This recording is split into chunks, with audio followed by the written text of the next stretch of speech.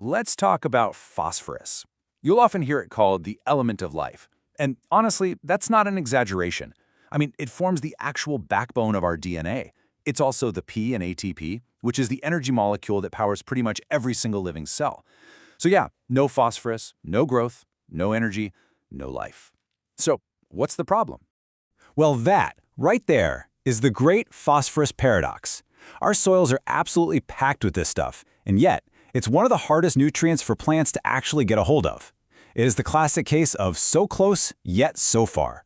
So, let's dive into this and figure out what is really going on right under our feet. And this slide really nails the core issue, doesn't it? On one side, we've got these massive reserves of phosphorus just sitting in the soil. But on the other, it's famous for being the least mobile and least available major nutrient for plants. It's there, for sure, but it's locked away, totally inaccessible to the roots that are desperately trying to find it. To understand why, we've got to look at how it's stored.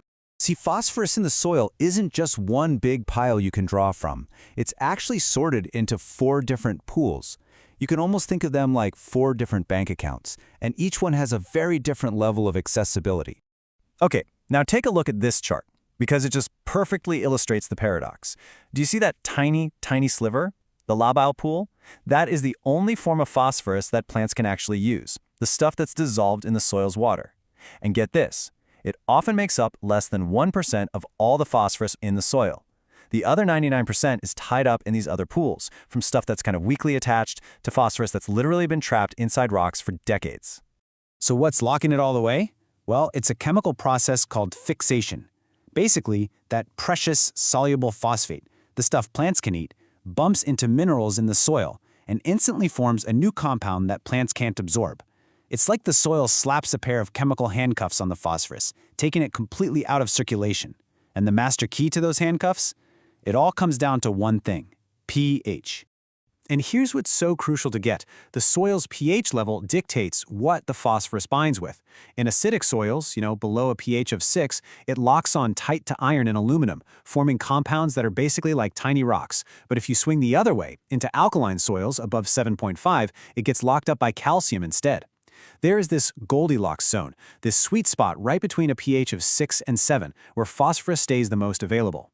If you get the pH wrong, you're just locking that nutrient vault even tighter. Now, this all leads to a really fascinating idea: legacy phosphorus. Think about it. For decades, we've been applying fertilizers, but a huge portion of that phosphorus got locked up by fixation almost immediately. The result?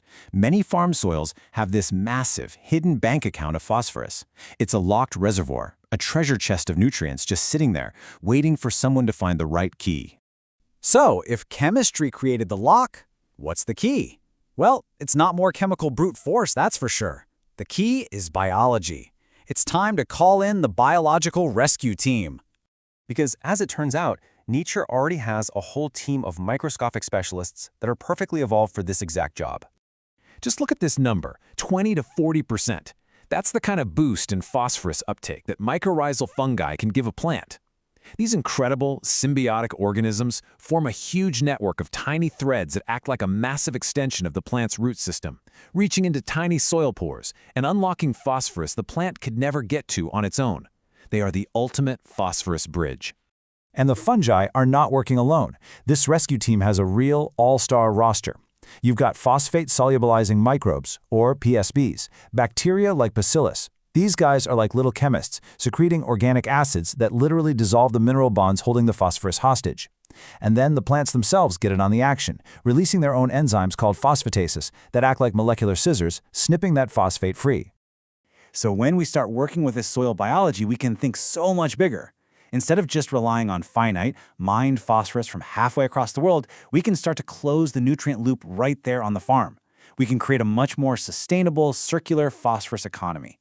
And here's what that looks like in the real world. Using organic sources like manure and compost gives you a slow, steady release of phosphorus that actually feeds the soil biology. Bone meal is another fantastic slow-release source. Heck, even wood ash can play a role, not only supplying phosphorus, but also helping to fix soil acidity. These aren't just fertilizers, they are soil builders. And when you do this, you create this incredibly powerful continuum, By recycling these materials, nutrients flow from the soil into the plant, into the animal, and then back to the soil again. Nothing is wasted. The phosphorus is kept in the loop, right where it belongs, instead of being lost and becoming pollution. So ultimately, solving the phosphorus paradox isn't about finding a new magic product. It's about a fundamental shift in how we think about soil fertility itself. It's about moving from a mindset of chemistry to one of biology. Yeah, the old approach was all about chemical force. If the plant needs more P, just dump more fertilizer on, even if you know most of it is just going to get locked up. The new approach is about a biological partnership. It's about nurturing the life in the soil, the fungi, the microbes, the little guys who can go into that legacy bank vault and make a withdrawal, unlocking the vast reserves that are already there. And the benefits here go way, way beyond the farm. By using the phosphorus that's already there more efficiently, we stop over-applying it. And that is a direct defense against the fertilizer runoff that fuels those destructive, toxic algal blooms in our rivers and lakes. It's a direct line from the health of our soil to the health of our water. Which really brings us to a powerful final thought. If this huge, locked-up reservoir of phosphorus was right there under our feet this entire time, what other incredible hidden potential is just waiting to be unlocked in our living soil?